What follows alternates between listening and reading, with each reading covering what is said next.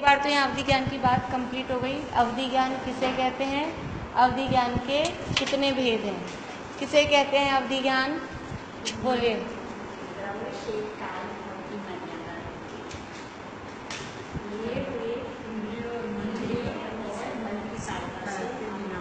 सहायता बिना सीधे जो आत्मा से रूपी पदार्थों के स्पष्ट जानते हैं, उसे अवधि ज्ञान कहते हैं। बोलिए।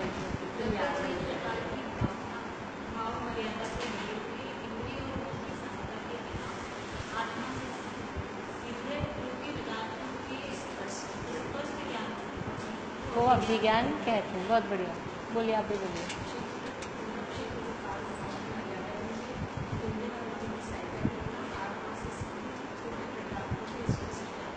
अवधि ज्ञान कहते हैं। अवधि ज्ञान कितने प्रकार का बताया गया है? कौन कौन सा है? भव, हाँ, भव प्रत्यक्ष नहीं, अभी ये लोग भव पर्याय बोल रहे थे। भव प्रत्यय, प्रत्यय अभी नया शब्द है अपने लिए। भव प्रत्यय और गुण प्रत्यय।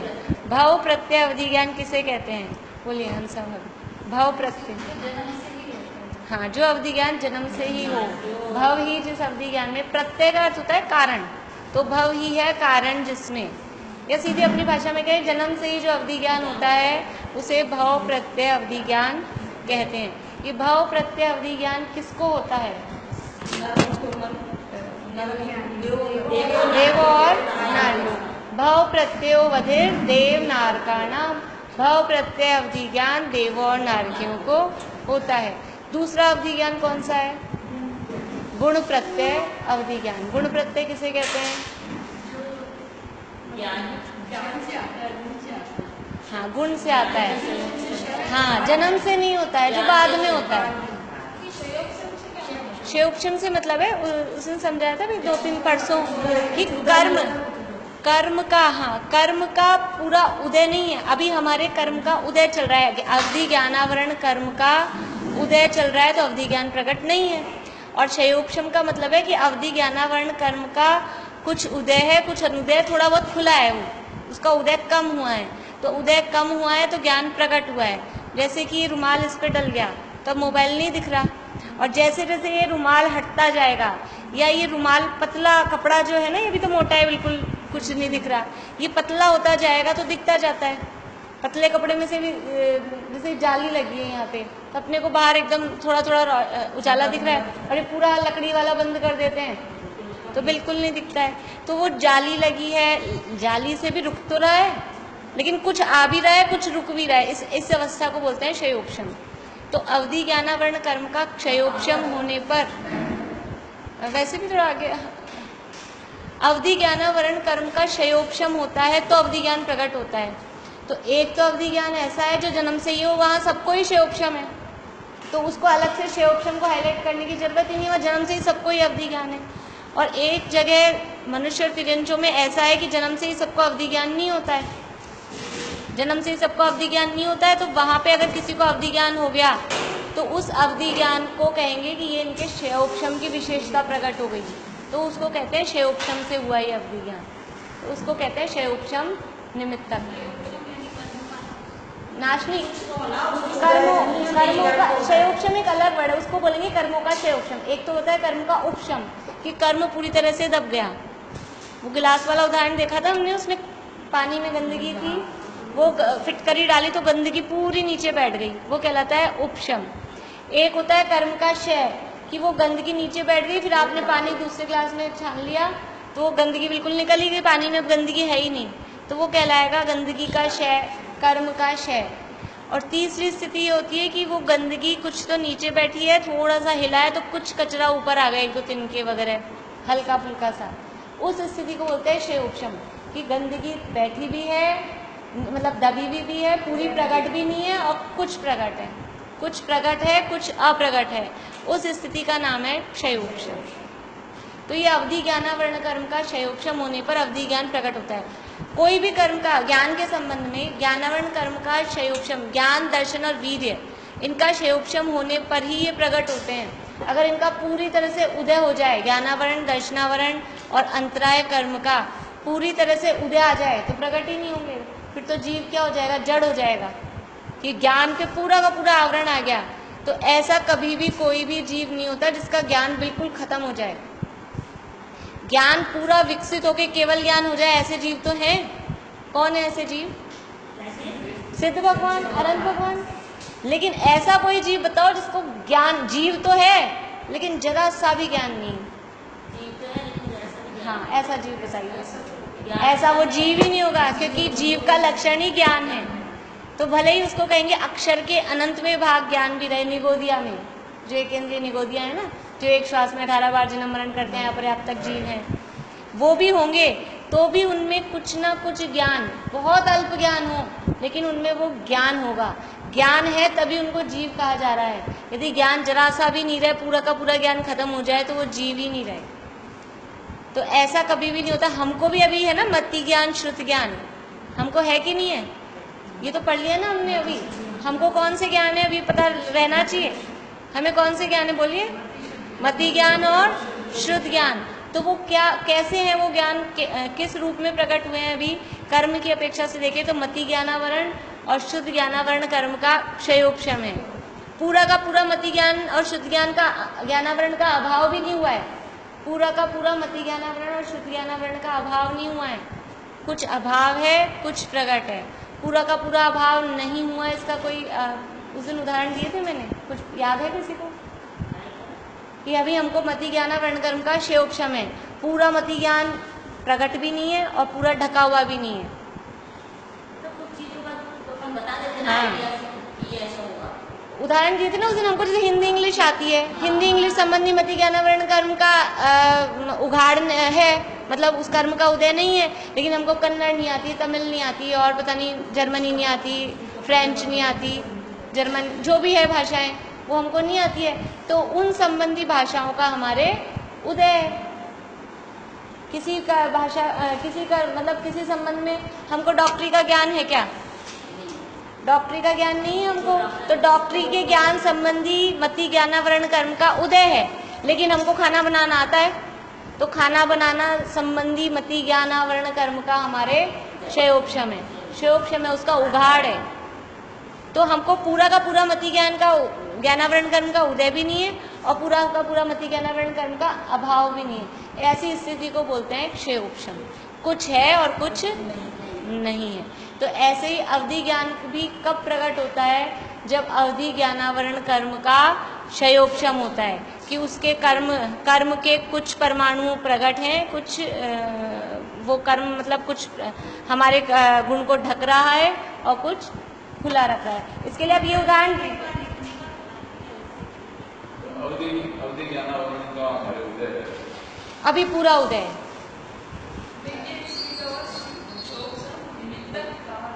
हाँ, क्षयोपशम निमित्तक। क्षयोपशम का अर्थ लिखिए कि जहाँ कर्म का उदय भी हो और अनुदय भी हो। मैंने उस दिन भी लिखाई थी, कुछ जो लोग होंगे परसों लिखा है उस दिन, परसों ही लिखाई है, अभी परसों करना। निमित्तक मतलब उसके निमित्त के उसके निमित्त के द्वारा, क्षयोपशम के निमित्त से, वो निमित्तक। जहाँ कर्म का उदय भी हो और अनुदय, अनुदय मतलब उदय नहीं है। वैसे तो क्या है, शास्त्रों में क्षयोपशम की परिभाषा कुछ अलग है, वो बहुत कठिन है। मैं अपने शब्दों में लिखा रही हूँ, जब थोड़ा अपन और पढ़ेंगे ना बाद में। अनुदय भी है, उस उपशम लिख दीजिए, उपशम लिख लीजिए। वैसे उस शब्द उसको अनुदय बोलते हैं, वो चाहे फिर उपशम हो चाहे क्षय हो, जो भी कहें उसको। जहाँ कर्म का उदय भी हो और उपशम भी हो, ये शब्द लिख लीजिए। अनुदय ब्रैकेट में उपशम।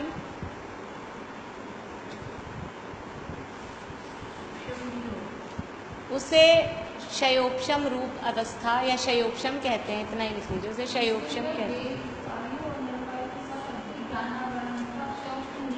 हाँ, मतलब कि जिनके देव आयु का उदय, यानी जो देव बन गए, जो नारकी बन गए, उनके नियम से अवधि ज्ञानावरण कर्म का क्षयोपशम होगा। मतलब कुछ ना कुछ अवधि ज्ञान प्रकट होगा। ये भी साथ में लिख दीजिए कि क्षयोपशम होने पर वह ज्ञान प्रकट होता है, कुछ प्रकट होता है।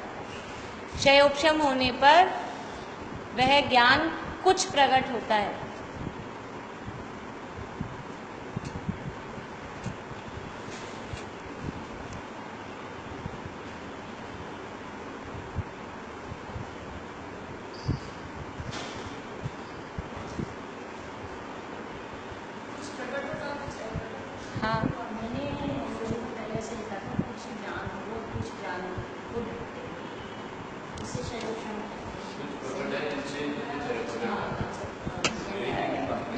हैं अपनी भाषा में, लेकिन ये जो आप अभी लिख रहे हैं ना, ये समझ लीजिए बच्चों वाली लैंग्वेज ही है, अपने समझने के लिए है।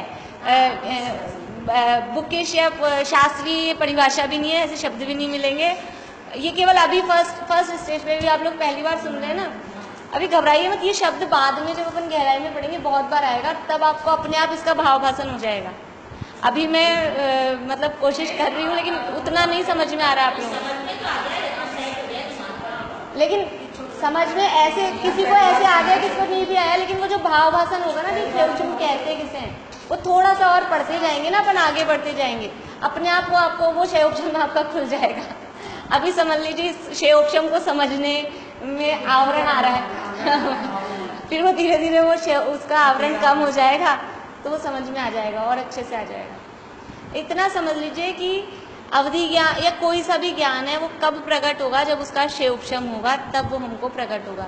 तो देवों और नारकियों के तो जन्म से ही उस अवधि ज्ञानावरण कर्म का क्षयोपशम है, यानी वो अवधि ज्ञान को पूरा ढक नहीं रहा वो कर्म, तो उनके थोड़ा थोड़ा अवधि ज्ञान प्रकट है, थोड़ा थोड़ा अप्रकट भी, क्योंकि उनको पूरा जो कल हमने 3 वेद पढ़े थे ना, देशावधि, परमावधि और सर्वावधि, तो सबसे जो पूरा अवधि ज्ञान है जिसमें सब कुछ जानने में आ जाए अवधि ज्ञान के लायक जितना, वो सर्वावधि ज्ञान है। तो वो तो देवों और नारकियों को होता ही नहीं, वो किसको होता है, हमने लिखा था सिद्ध भगवान को अवधि ज्ञान नहीं होता, अनंत भगवान को भी अवधि ज्ञान नहीं होता। सर्वावधि ज्ञान किसको होता है, भावलिंग मुनिराजों को ही होता है। देवों और नारकियों को तो देशावधि ही है, तो इसलिए उसको क्षयोपशम कहा है कि कुछ प्रकट है कुछ अप्रकट है। ठीक है, अभी आप इतना ध्यान कर लीजिए मोटा मोटा, ज्यादा उसमें मत जाइए। अवधि ज्ञान 2 प्रकार का है, एक भाव प्रत्यय और एक गुण प्रत्यय। भाव प्रत्यय अवधि ज्ञान मतलब जन्म से ही जो अवधि ज्ञान है, तो देवों को, नारकियों को और समझ लीजिए मनुष्यों में तीर्थंकरों को जन्म से अवधि ज्ञान होता है, उसको भाव प्रत्यय अवधि ज्ञान कहते हैं। दूसरा है गुण प्रत्यय। गुण प्रत्यय का दूसरा नाम क्या है,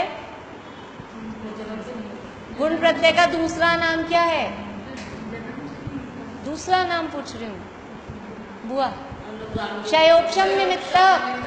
क्षयोपशम निमित्तक गुण प्रत्यय अवधि ज्ञान का दूसरा नाम क्या है, क्षयोपशम निमित्तक। वो कर्म के क्षयोपशम के निमित्त से हो रहा है, जन्म से नहीं हो रहा। गुण प्रत्यय अवधि ज्ञान जन्म से नहीं हो रहा, कर्म के क्षयोपशम के निमित्त से बाद में होता है, जन्म के बाद में होता है, उसे कहते हैं गुण प्रत्यय अवधि ज्ञान। ठीक है, गुण प्रत्यय अवधि ज्ञान किसको होता है, नहीं भावलिंगी नहीं, मनुष्य कोई से भी, सम्यक दृष्टि मिथ्या दृष्टि मनुष्यों को और सम्यक दृष्टि मिथ्या दृष्टि सैनी पंचेंद्रिय तिर्यंचों को, किसी को भी हो सकता है।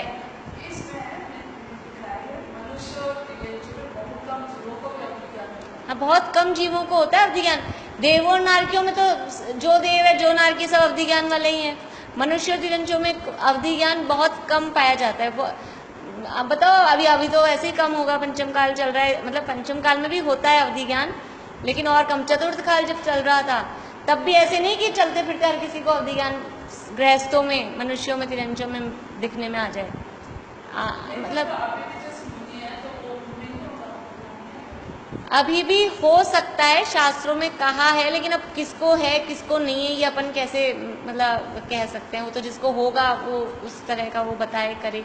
अभी पॉसिबिलिटीज कम हैं, मतलब अभी और मुश्किल है। एक तो पंचम काल चल रहा है ना, परिणामों में विशुद्धता के बल से ये प्रकट होते हैं ज्ञान। ज्ञान में विशेषता, ज्ञान का संबंध कषायों से है। कषाएं मंद होती हैं, कम होती हैं, ज्ञान बढ़ता है और खुलता है।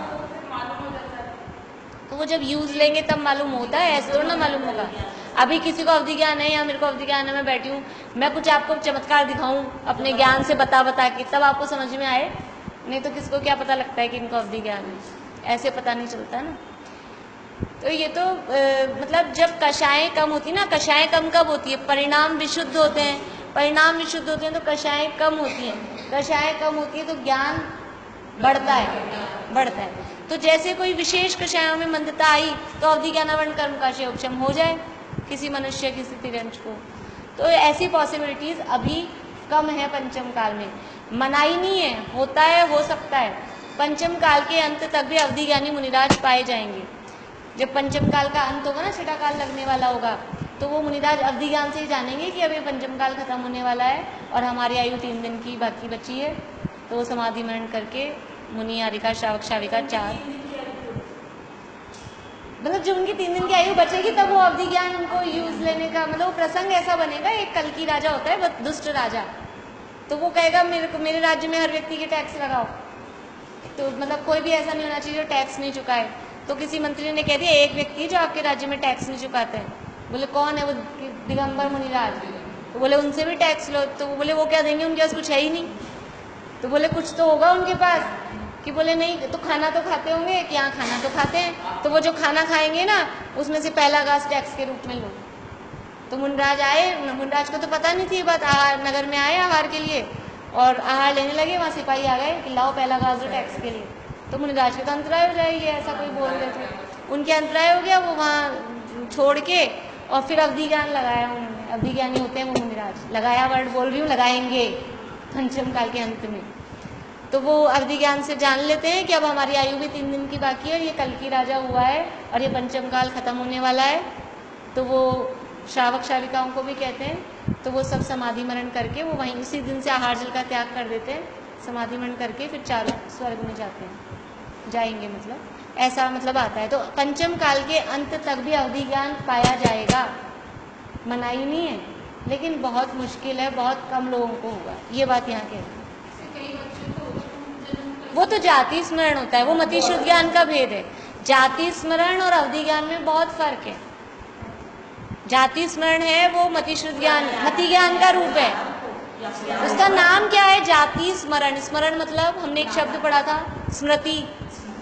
स्मृति, मति, स्मृति, संज्ञा, चिंता, विनिबोध, इत्यनर्थांतरम। किसके ही नामांतर हैं? किसके नामांतर हैं? मति, स्मृति, संज्ञा, चिंता और अभिनिबोध किसके नामांतर हैं? मति ज्ञान के। और उसमें क्या रहा है? जाति स्मरण, पूर्व जाति की स्मृति होना। स्मृति है वो मति ज्ञान का भेद है, वो अवधि ज्ञान नहीं है। वो इंद्रिय मन की सहायता से जान रहा है और ये इंद्रिय मन की सहायता के बिना जान रहा है, बहुत अलग है, बिल्कुल अलग है। ज्योतिष ज्ञान भी शुद्ध ज्ञान है। हमने अभी जो द्वादशांग के भेद पढ़े थे ना, शुद्ध ज्ञान के भेद, इसमें ज्योतिष ज्ञान भी इन्हीं के अंतर्गत आता है। तो ज्योतिष जान ले, ये रेखाएं वगैरह जान ले, ये सब हमको लगता है ये अवधि ज्ञान होगा। ये कुछ भी अवधि ज्ञान नहीं है, सब मति शुद्ध ज्ञान है। हाथ की रेखाएं जानना, ये चेहरा पढ़ के जान लेना, कुछ भी इस तरह के जो ज्ञान होते हैं, अष्टांग निमित्त ज्ञान कहलाता है। 64 रिद्धियों में भी उनके नाम आते हैं, वो सब मति शुद्ध ज्ञान। चलिए, अभी शोकचम निमित्तक जो अवधि ज्ञान था, ये कितने प्रकार का कहा? गुण प्रत्यय अवधि ज्ञान कितने प्रकार का बताया? कौन कौन से हैं 6 प्रकार? बोले कौन?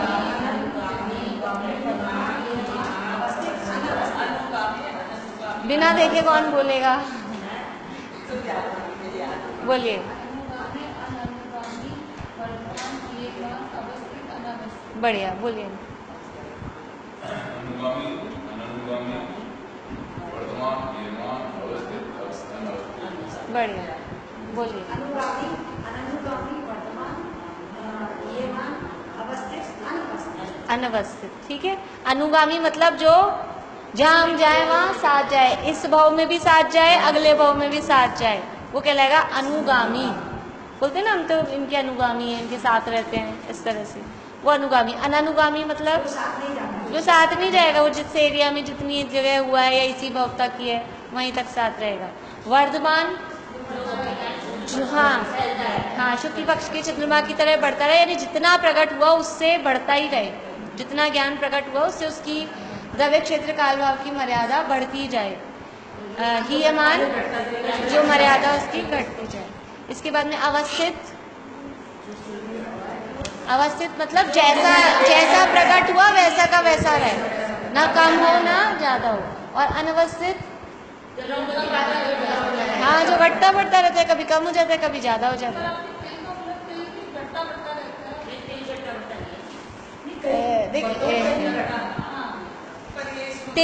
तिल का उदाहरण इसमें दिया। कुछ तिल होते हैं जो नहीं घटते बढ़ते हैं, कुछ वो मस्से होते हैं एक्चुअल में जो बढ़ते हैं ना, वो मस्से अपने को वो तिल जैसे लगते हैं।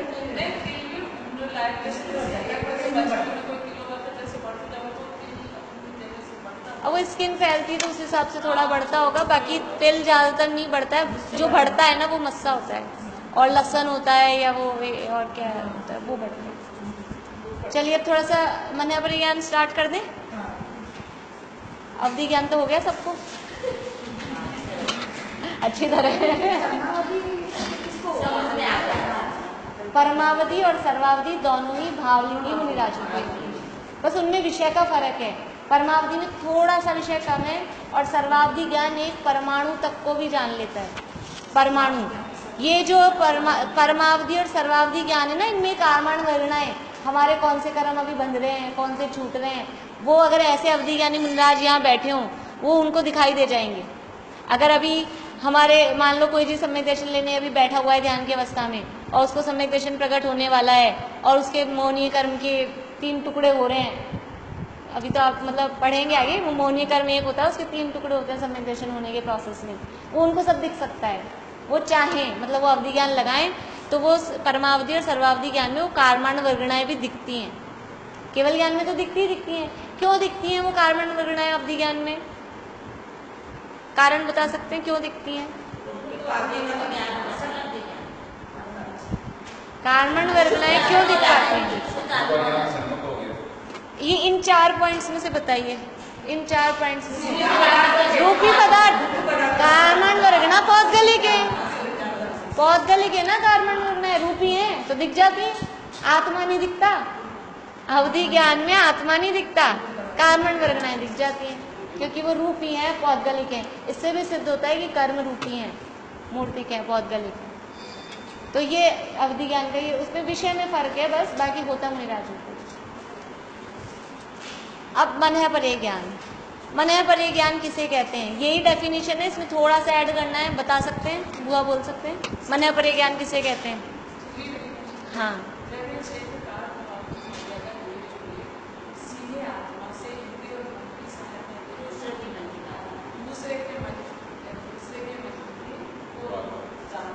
हाँ, दूसरे के मन की बात, हाँ, दूसरे के मन में स्थित रूपी पदार्थ को जानने वाले ज्ञान को मन है परे ज्ञान कहते हैं। अब इसमें क्या लिखना है, बस इतना सा, सीधे आत्मा से दूसरे के मन में स्थित रूपी पदार्थ के, इतना सा शब्द और लिखना है इसमें।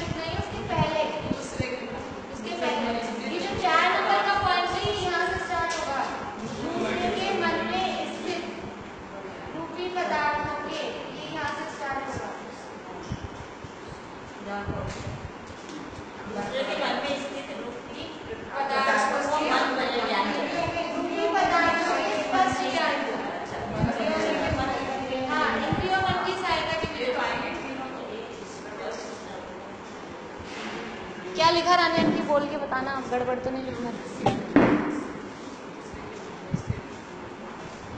मैं बोल रही हूँ फिर से। द्रव्य क्षेत्र काल भाव की मर्यादा लिए हुए इंद्रिय और मन की सहायता के बिना सीधे आत्मा से दूसरे के मन में स्थित रूपी पदार्थ के स्पष्ट ज्ञान को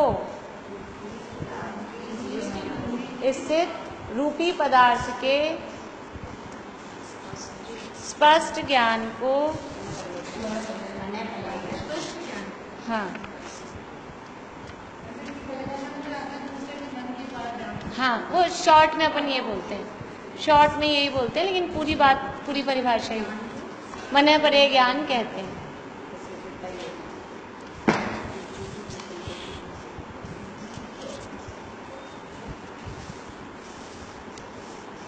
अब यहाँ मन परे ज्ञान की परिभाषा तो देखो सूत्रों में बताई नहीं आचार्य ने। पहले सूत्र दिया था मतिशताब्दी मन परे केवलानी ज्ञानम, नाम बताए थे। अब इनके भेद प्रभेद बता रहे हैं, डेफिनेशन बताई नहीं रहे, क्योंकि उनके जो शिष्य थे उनको डेफिनेशन आती थी। तो अब यहाँ तो सीधा भेद बता रहे हैं सूत्र में। तो देखिए मन परे ज्ञान संबंधी प्रथम सूत्र इस प्रकार है। ऋजु विपुल मति मन पर्यय है। बोलिए, ऋजु विपुल मति मन पर्यय है। ऋजु विपुल मति मन पर्यय है। ऋजुमति और विपुलमति, मति शब्द दोनों के साथ लगेगा, ऋजु के साथ भी और विपुल के साथ भी। ऋजुमति मन परे ज्ञान और विपुलमति मन परे ज्ञान, इस प्रकार से मन परे ज्ञान दो प्रकार का है, ऋजुमति मन परे ज्ञान और विपुलमति मन परे ज्ञान। बोलिए, सूत्र बोलिए। ऋजु विपुलमति मन पर्यय। ऋजु विपुलमति मन पर्यय। ऋजु विपुलमति मन पर्यय। ऋजु विपुलमति मन पर्यय। ऋजु विपुलमति मन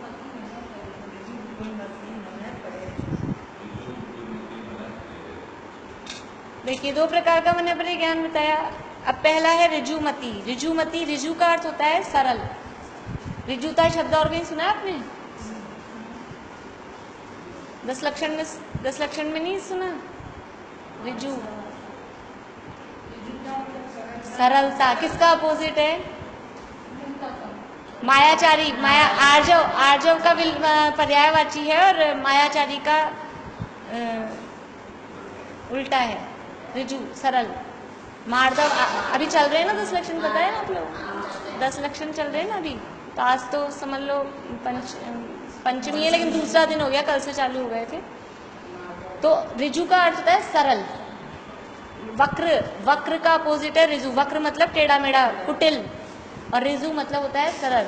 तो ऋजुमति यानी जो ज्ञान मन वचन काय की सरलता से, देखिए शब्द आ गया है सरलता, मन वचन काय की सरलता से चिंतित दूसरे के मन में स्थित रूपी पदार्थों को जानता है, उसे ऋजुमति मन परे ज्ञान कहते हैं।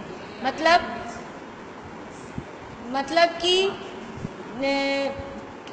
मन परे ज्ञान क्या जानता है? दूसरे के मन की बात को जानता है। लेकिन ये ऋजुमति मन परे ज्ञान क्या जानेगा? कि जिसने सीधा सीधा विचार किया, सीधा सीधा जो बैठा बैठा अपने, मतलब कोई मन में उसकी कुटिलता नहीं चल रही है, मायाचारी नहीं चल रही है, ऐसे विचार चल रहे हैं कि अपन अभी घर जाएंगे, फिर ये काम करेंगे, उसके बाद में आज अपने को यहाँ जाना है, सीधे सीधे से विचार आ रहे हैं। तो वो जो ऋजुमति मन परे ज्ञानी है, वो उनके मन की बात को, जो सीधा सीधा वो सोच रहा है ना, वो उनके मन की बात को जान लेगा। लेकिन अगर कोई कुटिलता से सोच रहा है, अब वो कुटिलता से कैसे कि मतलब करेगा तो कुछ, सोच रहा है कुछ, अंदर बहुत मायाचारी जिसके मन में चल रही है, उस मायाचारी वाले परिणामों को ऋजुमति मन परे ज्ञानी नहीं जान पाएंगे। हाँ, जो सीधा सीधा जानेगा, विचार कर रहा है, उसको तो ऋजुमति मन परे ज्ञानी जान लेंगे। और दूसरे हैं विपुलमति। विपुल का मतलब है विशाल, मतलब जो सब कुछ जान ले वो कहलाए विपुल। तो जो सरल तथा कुटिल रूप से चिंतित दूसरे के मन में स्थित रूपी पदार्थों को जानता है, वह विपुलमति मन परे ज्ञान है।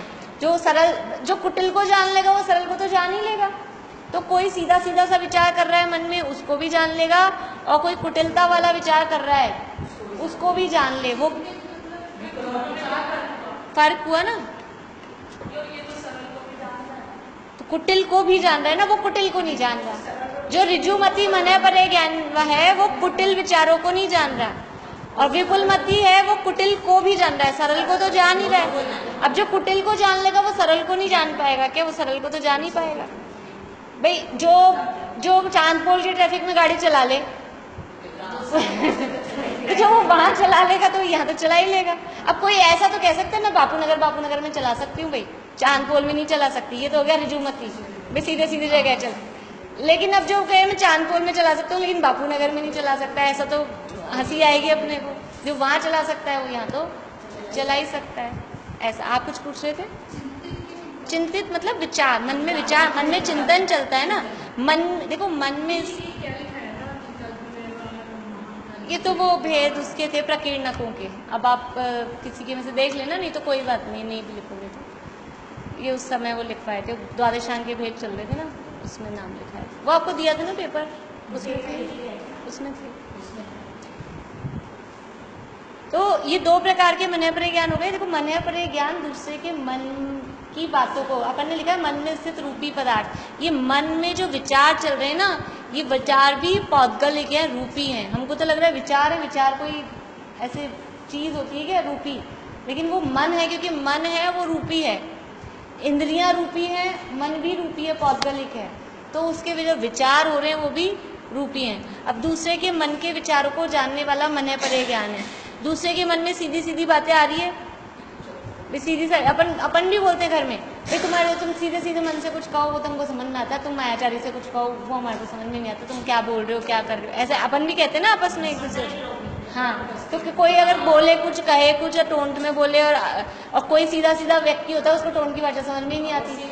अपन टोंट में बोलो और वो समझे हाँ सच में ही कह रहे हैं ऐसा होता है ना। जो व्यक्ति खुद सरल होता है उसको टोंट वाली भाषा हाँ समझ में नहीं आती। तो जो दूसरे के मन में से सीधे सरल विचारों को जान ले वो ऋजुमति मनःपरे ज्ञानी है, और जो दूसरे के मन में से सरल और कुटिल सब प्रकार के विचारों को जान ले वो विपुलमति मनःपरे ज्ञानी है। ठीक है, अभी मनःपरे ये तो अपन ने भेद के हिसाब से देख लिया, लेकिन वास्तव में मनःपरे ज्ञान का हिसाब क्या है कि कोई व्यक्ति अभी बैठा है, हमारे सामने बैठा है, हमारे मतलब मनःपरे ज्ञान किसको होता है? मुनिराजों को ही होता है, भावलिंगी मुनिराजों को ही होता है। इसके साथ इस परिभाषा के साथ में ये भी लिखना है, नीचे लिख लीजिए, मनःपरे ज्ञान कहते हैं यह मनःपरे ज्ञान भावलिंगी मुनिराजों को ही होता है।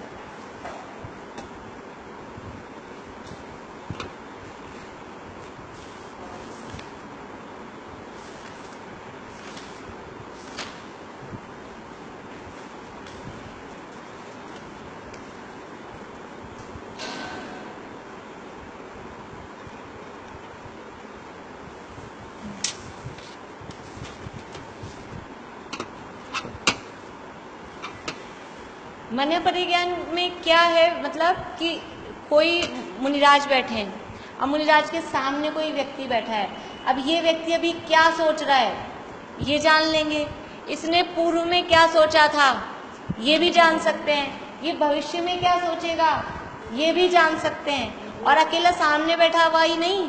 इसीलिए इसमें लिखा ना द्रव्य क्षेत्र काल भाव की मर्यादा लिए हुए, कितने एरिया तक के जीवों के मन की, कितनी एरिया तक। मान लो आप अपने घर में बैठे हो, अभी यहाँ मेरे को ज्ञान है, मान लो मैं मनःपरे ज्ञानी हूँ और मेरे को 2 किलोमीटर एरिया का ज्ञान है, अब 2 किलोमीटर के अंदर ही होगा आप लोगों का सबका घर।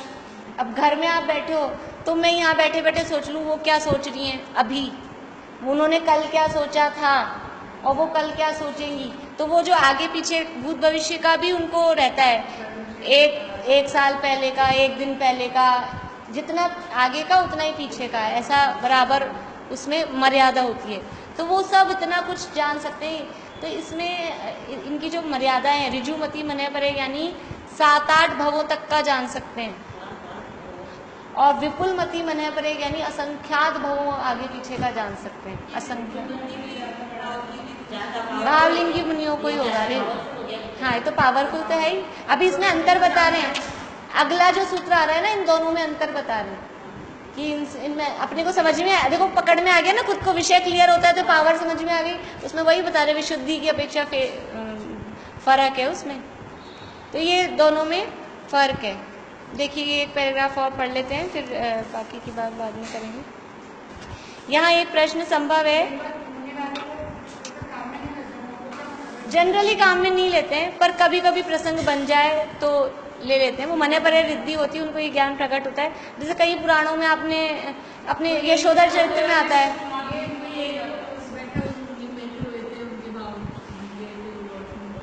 हाँ, ये जो श्रेणिक चरित्र में आता है, यशोधर मुनिराज जिनके गले में मरा हुआ सर्प डाला था, फिर जब उपसर्ग दूर हुआ और मुनिराज ने दोनों को एक सा आशीर्वाद दिया, सद्धर्म वृद्धि वस्तु, तो वो श्रेणिक को इतनी ग्लानि हुई, उसको आत्महत्या का भाव आने लग गया कि मैं तो मर ही जाऊं, मैंने कितना बड़ा अपराध कर दिया, मैं मुंह दिखाने लायक ही नहीं रहा। उसको ऐसे भाव आए। वो मुनिराज मने परे ज्ञानी थे, यशोधर मुनिराज, तो उन्होंने उसके भावों को पकड़ लिया कि ये श्रेणी की क्या विचार कर रहा है, तू तो तीर्थंकर होने वाला है, तू अभी सम्यक दर्शन यहीं अभी लेने वाला है, ऐसे विचार मत कर। और उसको थोड़ा और उपदेश दिया, उसने वही सम्यक दर्शन प्राप्त किया राजा श्रेणिक ने। तो मने परे ज्ञानी तो चाहते हैं तब वो यूज ले लेते हैं। ऐसे जनरली तो उनको काम क्या है, वो करेंगे क्या हमारे मन की बातें जानने को, हमारे मन में कौन से अच्छे विचार आते हैं, क्या करेंगे जान के। ये इसीलिए भावलिंगी मुनिराजों को होता है मने परे ज्ञान। अगर हम जैसों को गृहस्थों को हो जाए तो यहाँ भूचाल आ जाए दुनिया में।